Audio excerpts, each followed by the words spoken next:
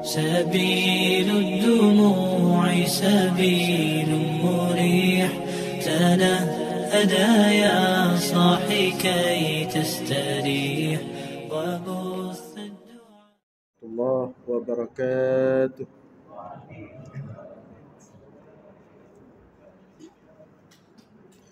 الحمد لله الذي بنعمته تتم الصالحات وبفضله تتنزل الخيرات والبركات وبتوفيقه تتحقق المقاصد والغايات. اللهم صل وسلم وبارك على سيدنا ومولانا محمد وعلى آله وصحبه أجمعين، أما بعد. Hadirin jamaah sekalian yang dimuliakan Allah, kembali kita lanjutkan kajian kita sebagaimana biasa, masih tentang salat sunat dan menghidupkan malam dengan ibadah. Wa an Jabir radhiyallahu anhu anna Rasulullah sallallahu alaihi wasallam qala, daripada Jabir radhiyallahu anhu, Rasulullah bersabda, "Idza awa ar-rajulu ila firashihi ibtadarahu malakun wa syaitanun." Apabila seseorang merebahkan dirinya di atas kasur di malam hari, hendak tidur, ibtadarahu malakun wa syaitanun, maka bersegeralah satu malaikat dan satu syaitan mendekatinya. Fayaqulul malak, malaikat berkata, ikhtim bi khairin, matilah dengan kebaikan. Wa yaqulu syaitan, dan syaitan akan berkata, ikhtim bi syarrin, matilah engkau dengan keburukan. Karena tidur itu adalah mati, maitah sughra, mati kecil. Dia kondisinya sama dengan orang yang mati selama-lamanya. Dua-duanya rohnya itu diambil oleh Allah. Adapun yang mati kecil atau yang tidur kemudian bangun kembali, rohnya dikembalikan oleh Allah kepada jasad, maka dia terbangun. Adapun orang yang mati selama-lamanya, rohnya tidak dikembalikan kepada jasad. Jadi orang tidur dan orang mati itu statusnya sama. Bedanya saja, kalau orang tidur rohnya dikembalikan kepada jasad, kalau orang mati rohnya tidak dikembalikan lagi ke jasad. Jadi dua-duanya disebut dengan mati. Satu mati kecil, satu mati besar atau mati selama-lamanya. Makanya kalau kadang-kadang kita yang hidup ini tidur, bermimpi dengan orang yang sudah meninggal, itu berarti roh kita berjumpa dengan ruh orang yang meninggal tersebut. Di alamnya, di alam ruh. Cuman kita balik, dia tidak balik. Nah, oleh karena itu, begitu seseorang merebahkan dirinya di atas kasur, tidur, ibtadarahu malakun wa syaitan, maka malaikat dan syaitan segera mendekati orang yang tidur tersebut. Siapapun, kita termasuk kita semua, ketika hendak tidur di malam hari, fayaqulul malak, malaikat akan mengatakan, ikhtim bi khairin, matilah engkau dengan kebaikan. Artinya kalau kita mati, ya malaikat mengharapkan kita mati dalam kebaikan, walaupun tidak bangun lagi, mati dalam keadaan husnul khatimah. Wa yaqulu syaitan, dan syaitan berkata yang satu lagi, ikhtim bi syarrin, matilah engkau dengan keburukan. Dan terus itu dikatakan oleh malaikat dan syaitan, fa in dzakarallaha thumma nama batal malaku yakla'uhu. Maka jika menyebut orang yang tidur tersebut akan Allah, atau dia berzikir, tidur dalam keadaan zikir, maka syaitannya pindah, minggir. Tinggal malaikat. Summa nama, maka kemudian tidurlah orang tersebut, batal malaku yakla'uhu, tinggallah malaikat yang tadi mengatakan matilah engkau dengan kebaikan, maka yang tinggal malaikat, syaitan berangkat. Batal malaku yakla'uhu, maka ketika itu malaikat yakla'uhu akan melindungi orang yang tidur tersebut sampai bangun kembali. Nah, ya.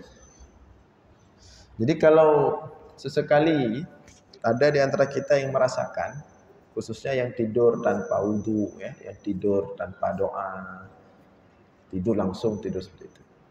Kadang-kadang terasa seperti ada yang terkejut di tengah malam, seperti ada yang bangunkan.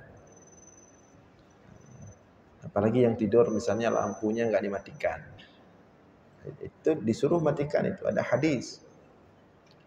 Kalau dulu kan api, disuruh matikan api. Nah, itu memang ada yang bangunkan. Siapa yang bangunkan? Siapa yang bangunkannya? Ya tadi, yang setan yang memang datang untuk mengganggu orang tidur tersebut. Tapi kalau dia tertidur dalam keadaan suci yang kita bahas sebelumnya, dan dia tidur dalam keadaan berzikir kepada Allah, maka setan itu menjauh. Yang tinggal malaikat yakla'uhu, akan terus melindungi orang tersebut. Sehingga bangunnya pun enak, badannya lega.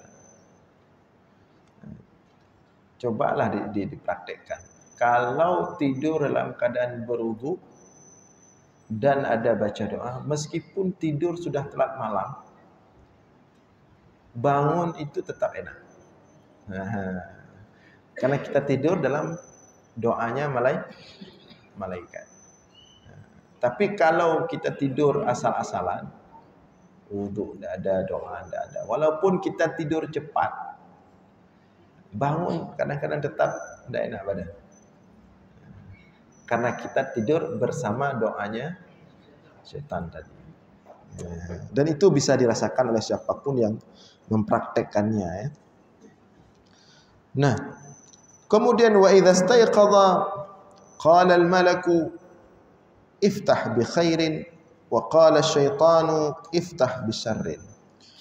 Kemudian Rasulullah melanjutkan, wa idza staiqadha, apabila orang tersebut terbangun di pagi hari, qala al-malak, malaikat mendoakan, iftah bi khairin, bangunlah dengan segala kebaikan. Iftah ini mulai, artinya mulailah kehidupan pada hari itu, bi khairin, dengan kebaikan.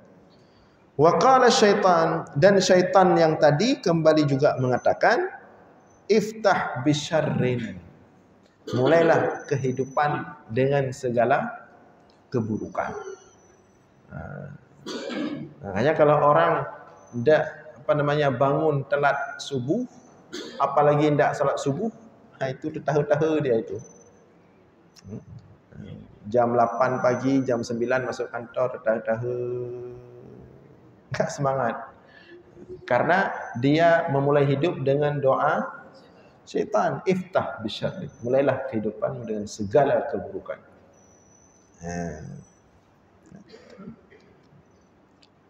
Makanya orang yang tidur dalam keadaan suci dan doa itu juga mempengaruhi bagi kesehatan dia dalam menjalani hari-harinya, lebih fresh, lebih segar, sehingga dia lebih sehat. Tapi kalau orang tidurnya tidak rapi, tidak tertib, tidak suci, tidak baca doa, maka dia mulai hari-harinya dengan sakit pinggang lah, sakit bahu lah, sakit leher lah, asam urat. Tapi asam urat biasanya dia siang ke sore dia mulai siap makan siang, kuah gama ya. Itu makanya sering itu kita jumpai orang di Ayah Gading itu pagi-pagi itu. Jadi kita duduk datang orang pegang leher dah enak apa atau pegang pinggang. Baru bangun tidur kondisinya tidak segar. Udah enggak enak leher, enggak enak pinggang, tapi tetap bulukat itu double sama gorengan sama pisang goreng. Ya. Nah, jadi bagaimana cara kita tidur itu akan bagaimana kita memulai hari setiap pagi itu ditentukan oleh bagaimana kita kondisi tidur di malam hari. Kalau orang tidurnya bagus, rapi, maka harinya akan fresh, segar. Ya. Nah, fa in qala, jadi ketika bangun tidur, malaikat kembali mengatakan, iftah bi khairin, mulailah hidupmu dengan kebaikan. Wa qala syaitan, dan berkata syaitan, iftah bi syarrin, mulailah kehidupanmu dengan segala keburukan. Fa in qala, apabila orang yang tidur tersebut ketika terbangun mengucapkan, membaca alhamdulillahilladzi radda alayya nafsi wa lam yumitha fi manamiha. Alhamdulillahilladzi yumsikus samawati wal arda an tazula. Alhamdulillahilladzi yumsikus samaa'a an taqa'a 'alal ardi illa bi'idhnihi fa in waqa'a 'ala saririhi famata dakhalal jannah. Apabila dia membaca doa yang kita bacakan tadi, segala puji bagi Allah yang telah mengembalikan kepadaku ruhku, walam yumitha fi manamiha, dan tidak Allah matikan dalam tidurnya. Ya, dalam tidurnya, kan banyak orang yang sekarang meninggal dalam keadaan tidur. Yang muda-muda serangan jantung ya. Nah, itu biasa dan biasanya dia pagi jam-jam 4 malam. Tapi dia membaca alhamdulillah, segala puji bagi Allah telah mengembalikan kepadaku ruhku dan tidak dimatikan dalam tidur. Segala alhamdulillahilladzi yumsikus samawati wal arda an tazula, segala puji bagi Allah yang telah memegang langit-langit dan bumi-bumi sehingga tidak berjatuhan. Alhamdulillahilladzi yumsikus samaa'a an taqa'a 'alal ardi illa bi'idhnihi, segala puji bagi Allah yang telah memegang langit sehingga tidak jatuh ke bumi illa bi'idhnihi, kecuali atas izinnya. Fa in waqa'a 'ala saririhi famata dakhalal jannah, kalau dia begitu bangun terjatuh di atas kasurnya, famata, dan meninggal, dakhalal jannah, orang tersebut masuk surga. Nah, jadi di sini doanya radda alayya nafsi, yang telah mengembalikan kepadaku ruhku.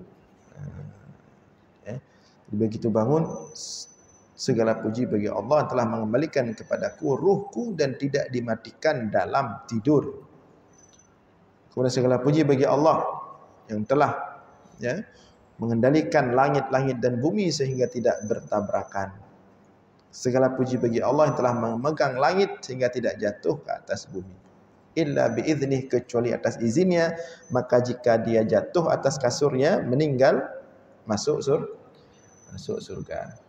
Nah, ternyata luar biasa doa ini kalau dibaca oleh orang yang bangun tidur.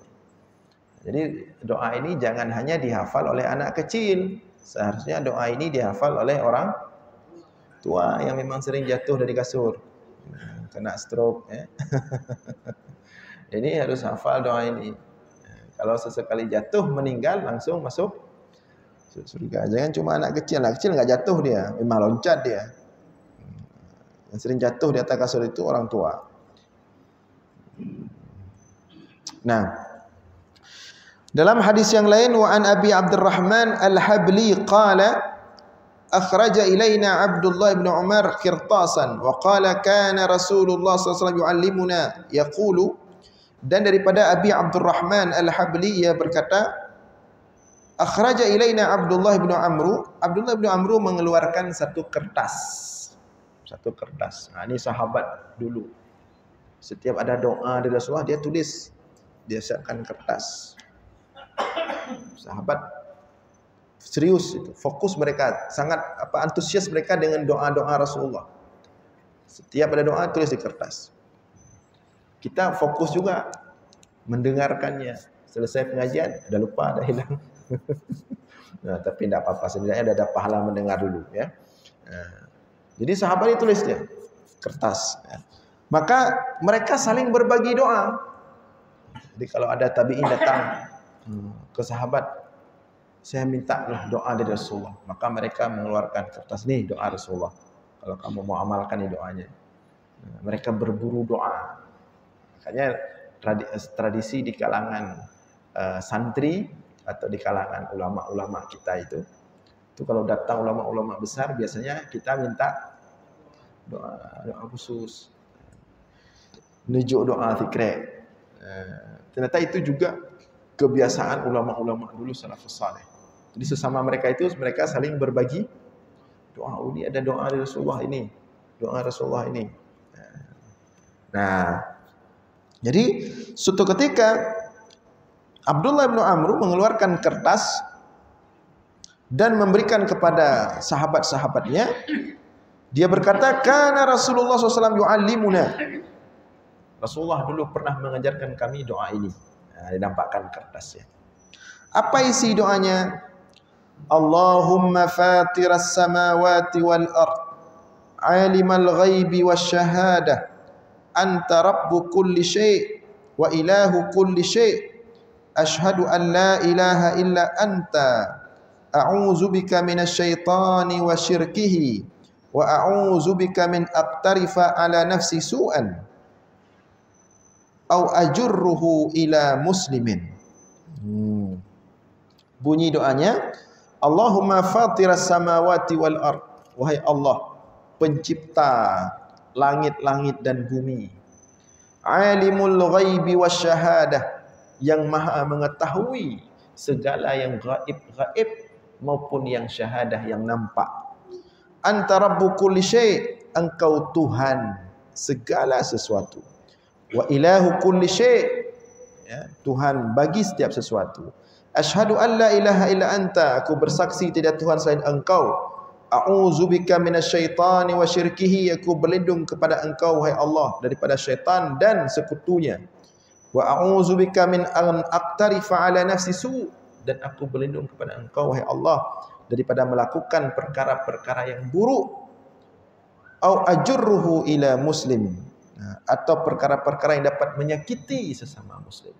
Nah, itu doa, salah satu doa Rasulullah yang dibaca setelah bangun tidur. Makanya mereka ini ulama-ulama ini produktif di pagi hari sampai malamnya. Kita ngantuk pagi hari. Jam 9-10 dengar dia ngantuk.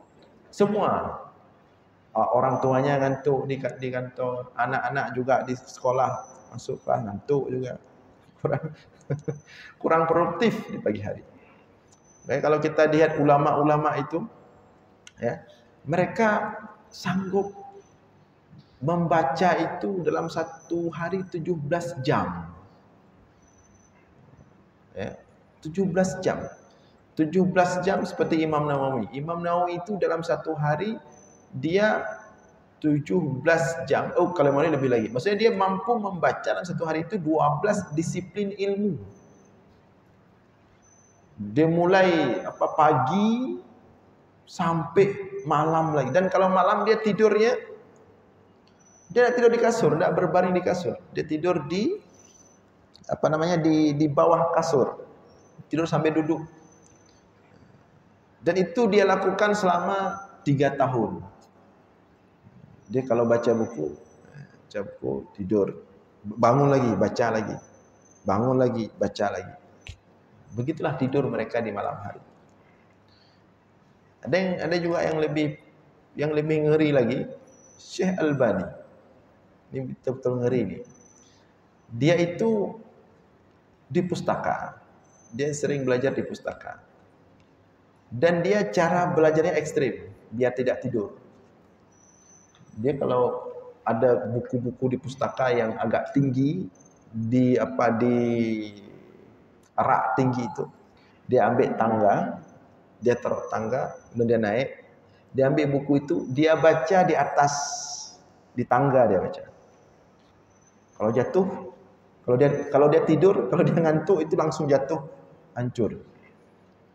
Jadi dia baca di sana tujuannya biar tidak tidur. Dan mereka mampu melakukan itu karena doa, dibantu oleh doa-doa sebenarnya. Kita berpikir kok sanggup. Kita jangankan baca buku, baca Quran aja paling tahan itu 15 menit. Kalau enggak percaya teslah siap subuh baca Quran. Siap subuh baca Quran apalagi agak-agak dekat dengan dinding itu pasti ngantuk. Apalagi baca buku. Tapi mereka bertahan dan sanggup duduk itu. Dan duduk mereka itu enggak membuat mereka stroke. Duduk kita membuat kita stroke. Kenapa orang sekarang banyak stroke? Karena suka duduk di warung kopi, duduk aja dia, kurang gerak. Gerak pun stroke juga, apalagi duduk. Ada orang-orang yang juga aktif olahraga, tapi kena juga stroke. Apalagi yang tidak aktif olahraga. Tapi kenapa mereka itu sehat-sehat? Mereka itu produktif seperti yang sering kita sampaikan dulu. Ulama-ulama itu, kalau sekarang masih ada lah, di Mesir itu masih ada. Ulama-ulama yang sudah tua-tua sekali. Tapi ingatan mereka masih bersih. Mereka berjalan umurnya sudah 80 tahun itu. Ya. Ingatan mereka masih bersih. Ketika mereka menyebutkan ayat dan hadis itu tidak ada kesalahan huruf sedikit pun. Ya. Hukum-hukum itu jelas mereka sampaikan. Dibantu oleh doa. Mereka punya doa-doa. Doa yang harus mereka baca ketika tidur. Doa yang harus mereka baca ketika bangun tidur. Doa yang harus mereka baca ketika memulai hari. Di pagi hari. Namanya doa. Doa apa itu? Memulai pagi hari. Pagi dan petang. Doa yang harus mereka baca ketika sore hari. Itu ada semua. Mereka punya wirid khusus. Karena Rasulullah mengatakan, ad-du'a'u silahul mu'min. Doa itu senjatanya orang-orang beriman. Sekarang aja orang sudah enggak tertarik sama doa-doa. Kalau dulu orang tertarik sama doa-doa. Apalagi kalau dapat doa-doa khusus dari seorang ulama khusus itu dijaga luar biasa itu. Dapat doa, dijaga, ditaruh, disimpan, dibaca. Ya. Nah, ketika mereka itu menganggap serius doa, maka dia betul-betul menjadi senjata, kekuatan. Kita tidak melakukan itu. Kita baca doa ketika misalnya maulid saja, atau ketika kuburan. Sekali baca panjang-panjang. Sekali baca panjang-panjang sampai tangan naik-naik itu turun. Kalau ulama dulu enggak panjang-panjang doanya, tapi jelas. Pagi doa apa sudah ada. Sore doa apa sudah ada. Malam mau tidur doa apa sudah ada. Bangun tidur doanya sudah ada. Semua sudah ada. Jadi sehari-hari mereka itu sudah ada doa-doanya. Jadi mereka itu tidak perlu lagi setiap duduk khusus doa apa yang panjang. Mereka sudah penuh dengan doa. Kita karena jarang berdoa ya sesekali bolehlah. Imam baca terus panjang-panjang, lain pihanam temu baca. Terus panjang-panjang. Kalau imamnya enggak baca doa ya berarti kita enggak baca doa. Kalaupun kita berdoa langsung to the point. Bukan kita puji Allah dulu, tapi langsung kita minta. Kita minta ini mau rehab rumah. Kita minta ini jabatan. Kita minta ini itu langsung dunia. Padahal doa-doa yang diajarkan Rasul ini ada dunia enggak di sini? Doa yang tidak kita bacakan tadi, ada perkara dunia enggak? Enggak ada. Doa yang kita bacakan tadi, Allahumma fatiras samawati wal ardh, wahai Allah pencipta langit dan tentang kebesaran Allah. Doa-doa tentang kebesaran Allah. Alimil ghaibi wasyahadah, maha mengetahui segala yang gaib dan segala yang nampak. Anta rabbu kulli syai', engkau Tuhan segala sesuatu. Asyhadu an la ilaha illa anta, aku bersaksi bahawa sungguh tidak Tuhan selain engkau. A'udzubika minasyaitani wa syirkihi, aku berlindung kepada engkau hai Allah daripada syaitan dan sekutunya. Wa a'udzubika bika an aqtarifa ala nafsi su', dan aku berlindung kepadamu ya Allah agar hari ini aku tidak berbuat dosa. Au ajurruhu ila muslim, aku berlindung kepadamu ya Allah agar hari ini, selama satu hari ini, tidak menyakiti sesama muslim. Kan luar biasa doanya. Meminta kepada Allah, ya Allah tolong jaga saya agar hari ini tidak berbuat dosa atau menzalimi sesama. Kan jauh sekali beda sama doa kita. Jauh sekali. Doa kita tidak ada ini semua ini. Doa kita tidak ada ini. Doa kita semuanya untuk kepentingan kita. Walaupun tidak apa-apa, Allah tidak masalah, dia minta aja, apa-apa minta aja. Cuman kalau doa kita itu selalu tentang diri kita, kapan kita membesarkan Allah? Kapan kita bersyukur kepada Allah? Padahal doa yang paling bagus itu afdalud doa alhamdulillah. Doa yang paling afdal itu adalah alhamdulillah, memuji Allah, berterima kasih kepada Allah. Makanya doa-doa Rasulullah ini bagus-bagus. Malah doa Rasulullah dalam hal dunia apa? Allahumma ja'alni miskina. Itu gak ada yang berani baca itu. Allahumma ja'alni miskina wajma'ni ma'azumratil masakin. Ya Allah, jadikan aku miskin dan kumpulkan aku bersama orang miskin. Coba siapa berani baca itu doa itu? Gak ada yang berani baca itu. Gak ada yang berani baca itu. Karena itu berlawanan dengan kepentingan pribadi. Rasulullah justru itu doanya. Tapi Rasulullah punya alasan baca doa itu. Agar orang-orang fakir, miskin di kalangan kaum muslimin punya kawan. Yaitu Rasulullah SAW. Dan Allah sendiri melarang Rasulullah jauh daripada mereka. Ketika Rasulullah tiap keluar dari rumah itu langsung menuju ke Ahlus Sufah yang tinggal di pelataran masjid.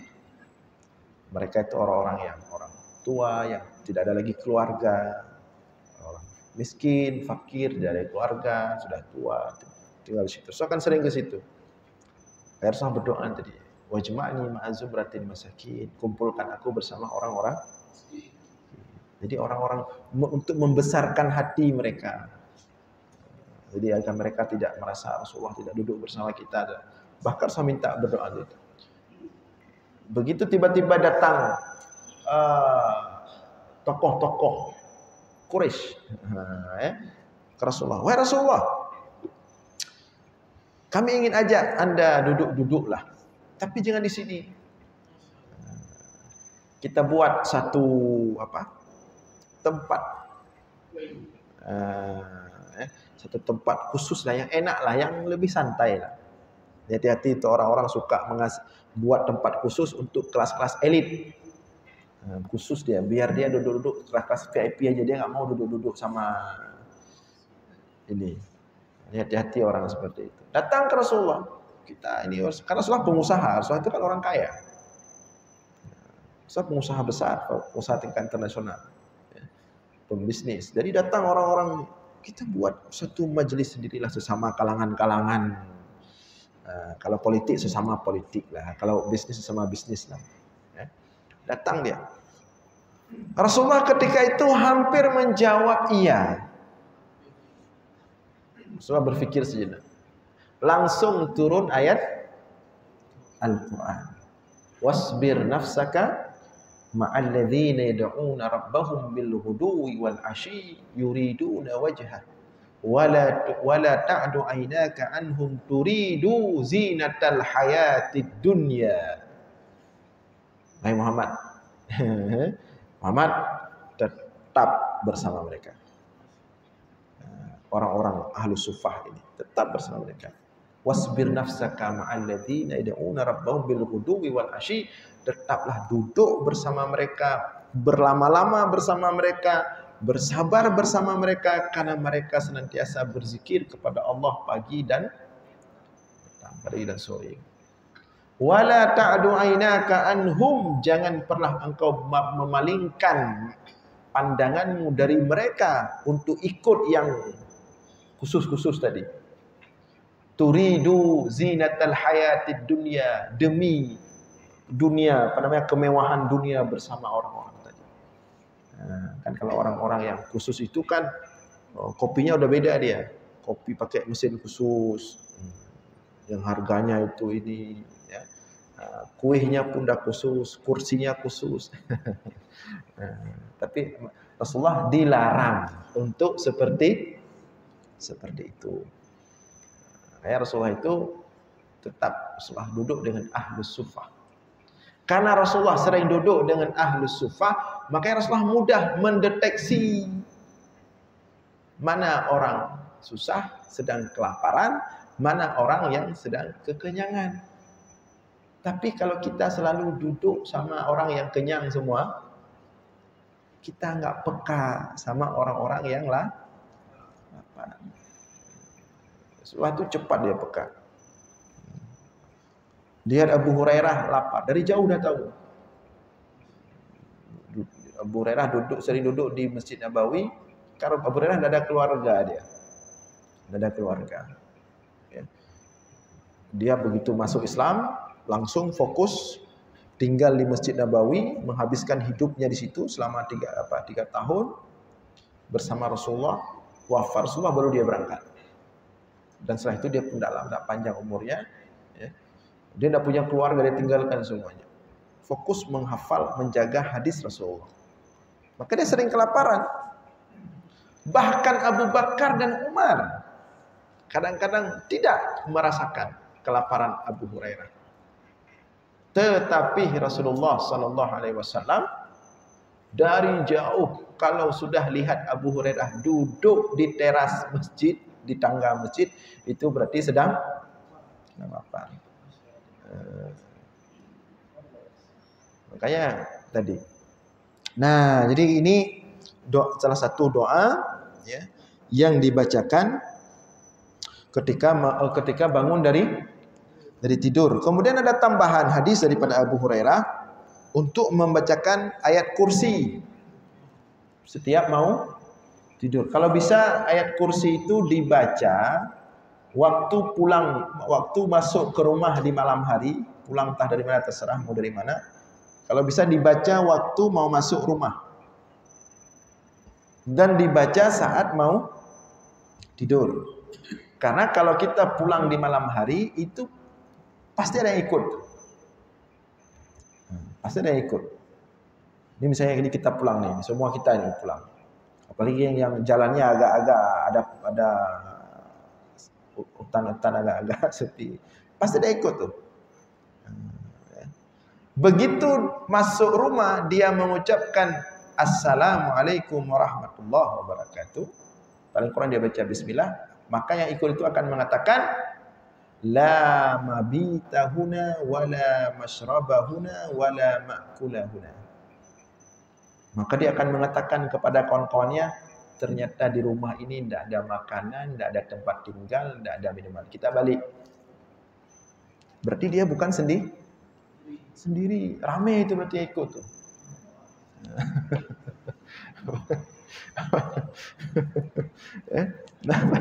Apalagi yang rumahnya yang melewati hutan-hutan itu mungkin rombongan itu. Belakangnya tuh, bawa rame dia. Makanya begitu masuk rumah baca ayat. Ini diajarkan ya sama Abu Hurairah. Ini hadis yang kita baca tentang itu. Bahkan kalau kita pun sudah di rumah, karena malam itu kan memang waktunya makhluk itu. Waktunya mereka. Mereka cari makanan kan di malam hari, cari makanan. Jadi kadang-kadang sedang kita tidur di malam hari, di belakang itu agak suara krek-krok dikit ya. Dia cari-cari itu. Orang-orang yang suka taruh sampah, tulang, apa itu di dalam rumah itu tanpa diikat, dibungkus dengan baik, datang dia. Itu emang makanan dia. Maka Rasulullah mengatakan, diceritakan oleh Abu Hurairah. Nah, di sini sudah pernah kita sampaikan juga, sudah lama. Ya. Wa an Abi Hurairah radhiyallahu anhu, diceritakan oleh Abu Hurairah, wakkalani Rasulullah SAW bihifdzi zakati Ramadan. Rasulullah menugaskanku, kata Abu Hurairah, sebagai petugas gudang zakat. Petugas gudang zakat. Kenapa gudang zakat? Karena dulu orang memberikan zakat dalam bentuk kurma, gandum, enggak seperti uang, enggak seperti sekarang uang ya. Jadi di Baitul Mal sekarang enggak ada gudang, dia memang yang ada uang. Dulu ada gudang zakat, kurma di situ, gandum, anggur, di gudang besar. Nah, kata Abu Hurairah, Rasulullah mempercayakanku sebagai petugas zakat. Ya, zakat Ramadan. Fa'atani atin, maka pada suatu malam datanglah seseorang. Faja'ala yahthu minat ta'am fa'akhastuhu. Dia kudapatkan di dalam gudang sedang kumpulkan makanan. Ya. Fa'akhastuhu.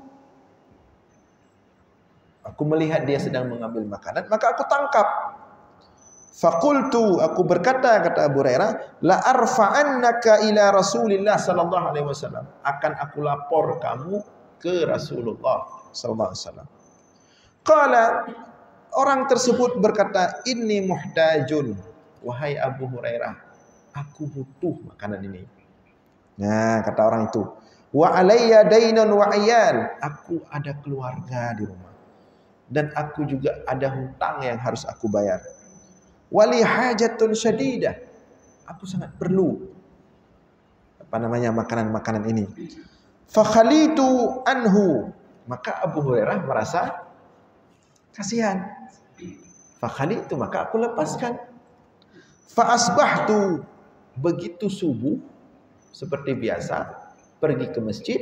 Begitu masuk masjid, faqala an-nabiy sallallahu alaihi wasallam, ditanya sama Rasulullah ke Abu Hurairah, ma fa'ala asirukal barihah. Bagaimana keadaan orang yang engkau tangkap tadi malam? Padahal Abu Hurairah belum cerita itu. Rasulullah sudah tahu. Bagaimana cerita semalam? Abu Hurairah tidak rencana ngomong karena sudah janji mungkin dia butuh lapar. Ya udahlah, sekali dibiarkan. Ternyata Rasulullah sudah duluan tahu. Qala qultu ya Rasulullah syaka hajatan syadidah wa iyalan farahimtu fakhalitu sabilahu. Kata Abu Hurairah, wahai Rasulullah, dia mengatakan dia sangat butuh, dia lapar, dia punya keluarga yang harus dia kasih makan. Maka dia ambil sedikit. Farahimtu, maka aku merasa kasihan, sayang. Fakhalitu sabilahu, aku lepaskan. Qala amma innahu qad kadzabaka wa sayaudu. Rasulullah mengatakan dia itu bohong. Dia akan kembali lagi malam besok. Datang dia ke rumah kita. Tiap malam datang. Cuma ada cara biar dia nggak datang lagi. Ya. Fa'araftu annahu sayauд liqauli Rasulillah sallallahu alaihi wasallam innahu sayauд farasattuhu. Maka ketika malam berikutnya aku bersiap-siap. Karena Rasulullah mengatakan dia akan kembali. Ternyata apa yang terjadi? Fajatha yahthut ta'am. Ternyata benar. Dia berada di ujung sana sedang mengumpulkan makanan. Nah, ya. Faqultu la arfa'annaka ila Rasulillah sallallahu alaihi wasallam. Ditangkap lagi. Saya mengatakan, kali ini kamu akan kulaporkan. Tetapi dia pintar. Dia ngomong, dia nangis-nangis lagi, dia sedih-sedih, ini butuh sekali, ini yang sekali lagi. Ini terakhir ini. Abu Hurairah hatinya lembut. Dilepaskan lagi.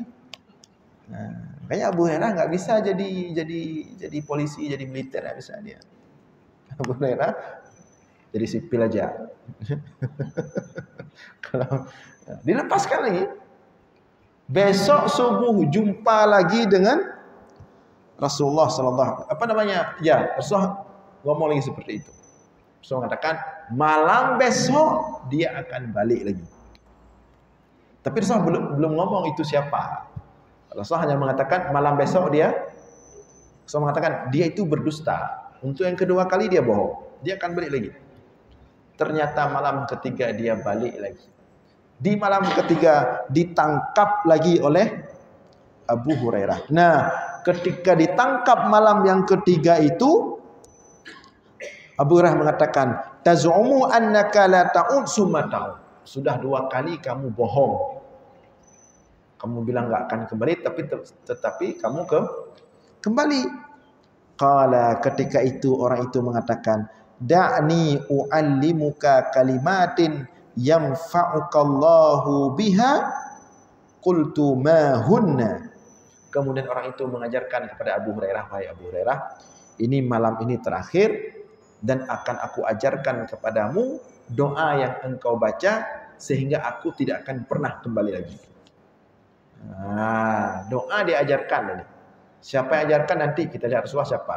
Ya. Rasulullah yang akan menyampaikan ini siapa. Pokoknya dia diajarkan doa sama yang orang ini. Apa doanya? Ditanya sama Abu Hurairah, "Mahunna, apa doa itu?" Qala idza awaita ila firashika faqra ayatal kursi. Apabila kamu hendak tidur, bacalah ayat kursi. Maka begitu besoknya ya, Abu Hurairah kembali jumpa Rasulullah. Tadi malam bagaimana Abu Hurairah? Tadi malam datang lagi dia. Cuman dia ajarkan doa untuk saya. Biar dia tidak datang lagi, dia suruh baca ayat kursi. Ketika itu Rasulullah baru mengatakan sadaqah. Kali ini dia jujur. Dia tidak berbohong. Jadi yang mengajarkan kita baca ayat kursi sebelum tidur di rumah agar setan tidak masuk ke rumah, itu setan sendiri yang ajarkan. Yang ajarkan siapa?